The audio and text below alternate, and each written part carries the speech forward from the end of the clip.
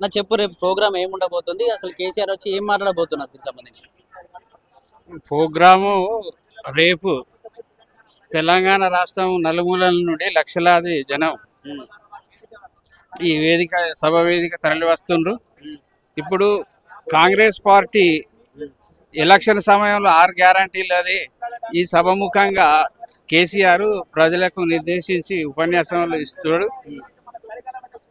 ఇప్పుడు ఈ 17 నెలల నుంచి వెళ్ళి కేసీఆర్ మాట మీటింగులలో మాట్లాడినప్పుడు విన్నటువంటి జనం ఇప్పుడు మాట్లాడతలేడు కాబట్టి కేసీఆర్ చూడడానికి కేసీఆర్ చెప్పే మాటలకు కొరకు 18 సంవత్సరాల వయసు నుంచి వెళ్ళి 65, 75 సంవత్సరాల వయసు దాకా చూస్తే అందరూ ప్రిపేర్ అయి ఉన్నారు. రేపు అన్నిట్లలో కొంతమంది పాదయాత్రకు వస్తున్నారు, కొంతమంది ట్రాక్టర్ ర్యాలీ, కొంతమంది ఎడ్ల బండ్లు, కొంతమంది ఆర్టీసీ బస్సులలో వస్తున్నారు. మా మండలం బెజ్జంకి మండలం, మాది సిద్దిపేట జిల్లా. మా మండలం నుంచి వెళ్ళి మొత్తం మేమే స్వయంగా ఏ ఊరోళ్ళు ఆ ఊరోళ్ళు మేమే కూలినాలిగా చేసిన డబ్బుతో జమ చేసుకొని మేమే బస్సు తీసుకొని వస్తున్నాం. కాబట్టి ఈ సభ సక్సెస్ అవుతుంది. అంటే కాంగ్రెస్ ప్రభుత్వం ఏం చెప్తుందంటే అన్ని ఉత్తుత్త మీటింగ్లు, దీని తర్వాత వచ్చేది ఏం లేదు, అంతా ప్రజల సొమ్ముతో పెడుతున్నాడు అని చెప్పేసి కూడా మాట్లాడతాం. ఇది ప్రజల సొమ్ము కాదు, ఎవరి సొమ్ము పెట్టుకొని వాళ్ళే వస్తుండ్రు. అది కాంగ్రెస్ మొదటి నుంచి వెళ్ళి వాళ్ళు వసూలు చేసిన రాజాలు కాబట్టి వసూలు చేస్తారు అనేదే కాంగ్రెస్ ఉంటుంది ఆ బుద్ధి. అది కాదు. ఇది మనం స్వచ్ఛందంగా మన ఇష్టంతోనే వస్తున్నాం. పార్టీ అభిమానం మీద, పార్టీ మీద, నాయకుని మా కేసీఆర్ గారి మీద అభిమానంతో వస్తున్నాం కాబట్టి దీన్ని మాదే వస్తున్నాం. ఇక్కడ పైసలు ఇక్కడ చందాలు ఏది చేసింది లేదు, ఏది లేదు. ఒకవేళ రేవంత్ రెడ్డికి ఈ సభ సక్సెస్ అయితే నా ముఖ్యమంత్రి పదవి ఎన్నో పోతుంది అనేది అక్కడ ఢిల్లీలో వార్నింగ్ ఇచ్చిర్రు. అక్కడ సభ మీటింగ్ జరుగుతుంది.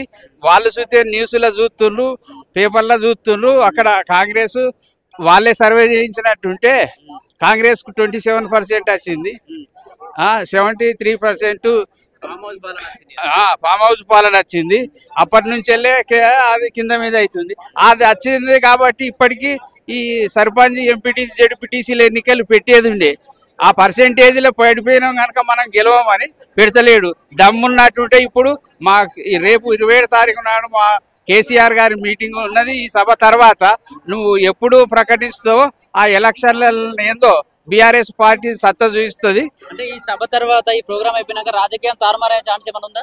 ఉంటది, 100కి 100% ఉంటది. రేవంత్ రెడ్డి పదవి ఇస్తే పోయేది ఉంటుంది, అట్లా వేరే వాళ్ళకు ఉంటది. రేవంత్ రెడ్డి మాటలకు ఎవరు జనం పోతలేరు, అక్కడికి ఎవరు ఎక్కడికి పోతలేరు. ఒక రేవంత్ రెడ్డి కూర్చున్నటువంటి సింహాసనం అది ముఖ్యమంత్రి. ఎవడైనా చెడు మాట్లాడేటోనికి న్యాయం చెప్పేది. కానీ ఆ రేవంత్ రెడ్డి సీటు మీద కూర్చున్నాడు అని అంటే మొత్తం సినిమా డైలాగులు లెక్క ఇది కోట శ్రీనివాసరావు డైలాగులు తప్ప అవి ప్రజలకు ఉపయోగపడేది కాదు, ఎవరికి చేసేది కాదు. రేవంత్ రెడ్డి అని అన్నప్పుడు రెడ్డిలో ఇంతకు ముందు లోగల నేను మనకు ఆంధ్రప్రదేశ్, తెలంగాణ కలిసి ఉమ్మడి రాష్ట్రం అప్పుడు చూసినాం. రెడ్లు అనేటోళ్ళు ముఖ్యమంత్రులు అయినరు, అందరికీ సేవ చేసిర్రు. కాంగ్రెస్లో కూడా అది చేసిర్రు, తెలుగుదేశం పార్టీలో చేసిర్రు. కానీ ఈయన చేసింది అయితే ఏది లేదు. ఈయనకు ఈ సభతోని ఆయనకు ఏందో తెలుస్తుంది. కాబట్టి రేవంత్ రెడ్డి గారు మీకు దమ్మున్నట్టుంటే ఇప్పుడు ఇది ఏప్రిల్, మేలో పెడతావా, జూన్లో పెడతావా పంచాయతీ ఎన్నికలు, అప్పుడు తెలుస్తుంది.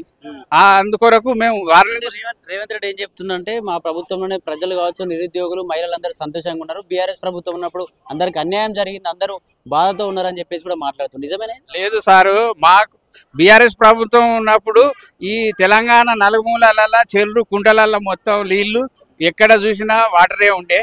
ఇప్పుడు మొన్నటి యాసంగి సమయంలో మొత్తం నీళ్లు లేక, కరెంటు పొలాలు కరెంటు సమయానికి ఇయ్యక, నీళ్లు లేక, చెల్లల్లో నీళ్లు నింపక కాళేశ్వరం ప్రాజెక్టును అక్కడ పెండింగ్లో పెట్టి చేస్తే కోట్ల రైతులు, వేల మంది రైతులు నష్టపోయింది.